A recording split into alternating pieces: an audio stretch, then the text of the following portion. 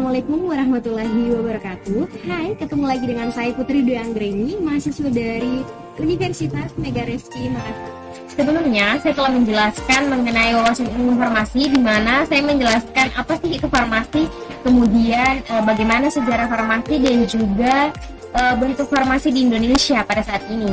Nah, sekarang saya akan menjelaskan mengenai obat. Apa sih itu obat dan juga menjelaskan secara singkat penggolongan dari obat itu sendiri. Sebelumnya, saya akan menjelaskan terlebih dahulu apa itu obat. Nah, obat ini juga disebut sebagai medikasi atau dalam pemahaman masyarakat, yaitu obat adalah zat kimia yang dapat menyembuhkan, mengobati, atau mencegah suatu penyakit. Nah, obat juga dapat berubah menjadi racun. Dosis obat yang diberikan tergantung dari status toksik. Selanjutnya saya akan menjelaskan sedikit mengenai penggolongan obat, di mana diantaranya yaitu ada obat bebas terbatas, obat keras, obat golongan narkotik, obat fitofarmaka, obat jamu, dan obat OHT atau obat herbal terstandar. Nah, yang pertama saya akan menjelaskan mengenai obat bebas. Nah, obat bebas ini contohnya seperti yang saya lihat di sini ada Sanmol. Ini adalah tergolong obat bebas, di mana kenapa dikatakan obat bebas? Karena dia memiliki logo yang berwarna hijau dengan tepi berwarna hitam. Nah, obat ini bisa diperjualbelikan dengan bebas tanpa menggunakan resep dokter. Setelah itu yang kedua, ada juga yang namanya obat bebas terbatas. Contohnya seperti sirup ini. Sirup ini Calmedin, dia tergolong obat bebas terbatas, yang dimana logonya itu berwarna biru dengan tepi berwarna hitam.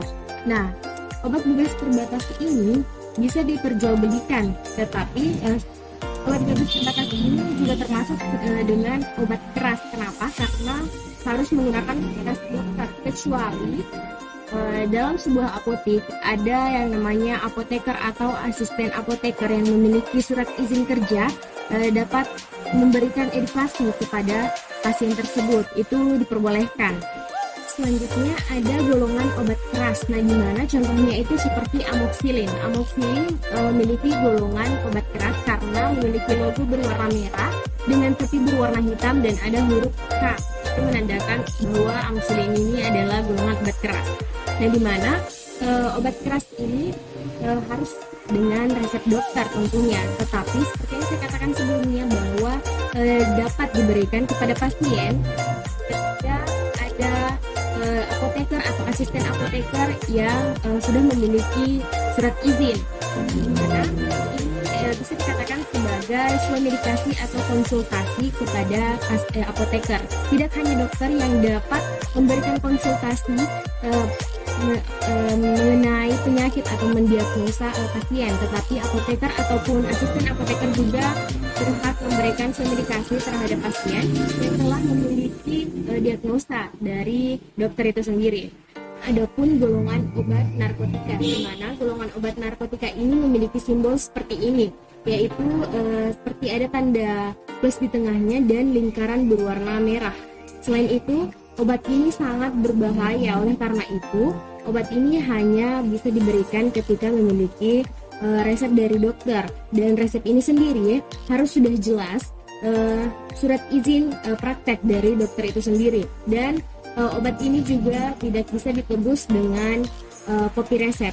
Selanjutnya ada yang namanya golongan obat fitofarmaka. Nah, golongan obat ini digunakan untuk daya tahan tubuh.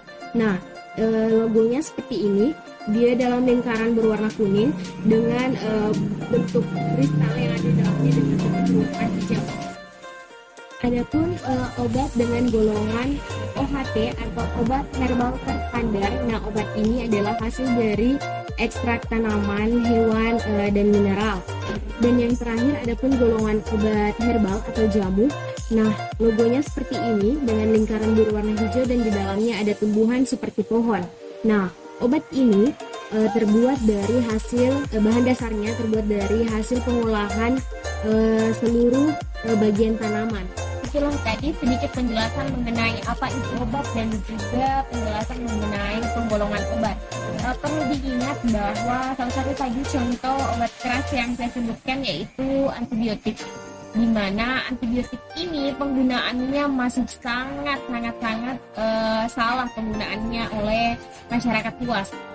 Kenapa? Karena yang seharusnya itu seperti resep dokter bahwa antibiotik ini harusnya dikonsumsi dihabiskan, tetapi masih banyak masyarakat di luar sana yang membangkang, atau misalnya dia sakit demam tapi sudah terlanjur meminum antibiotik tapi dia nggak habiskan karena sudah merasa sembuh. Menurut saya kalau memang masyarakat di luar sana atau teman-teman sekalian merasa bahwa minum paracetamol saja itu sudah cukup, mungkin penggunaan antibiotiknya tidak perlu, daripada minum antibiotik tetapi tidak dihabiskan. Kenapa? Karena penggunaan antibiotik ini sangat dianjurkan untuk dihabiskan, sebab kalau tidak kita akan resistensi, di mana resistensi ini maksudnya kita sudah tidak dapat lagi menggunakan obat yang sama. Kenapa? Karena tubuh kita sudah tidak dapat menerima obat itu, maksudnya tubuh kita sudah kebal dengan antibiotik itu. Jadi selanjutnya pasti kita akan diresepkan antibiotik yang di atasnya lagi. Jadi kalau seperti itu terus menerus di kemudian hari, kita tidak tahu apa yang akan terjadi pada tubuh kita, kita tidak tahu akan kesehatan kita. Bisa jadi sudah tidak ada antibiotik yang bisa diterima oleh tubuh kita.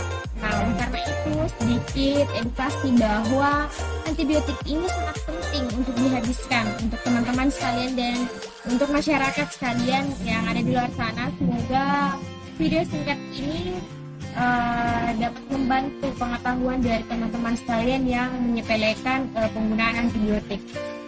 Mungkin hanya itu sedikit penjelasan dari saya mengenai obat dan juga penggolongan obat.